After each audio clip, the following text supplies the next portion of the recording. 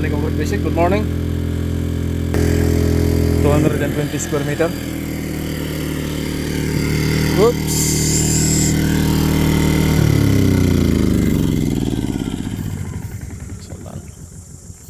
So we have 220 square meter of another hybrid job. So we have our rebate. The garage. And then that's polish. And this is a broom finish. So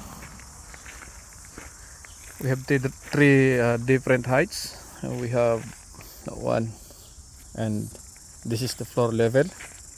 So they're going to do grinding later on today.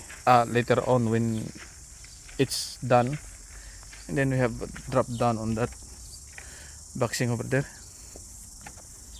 So drop down 25 mil.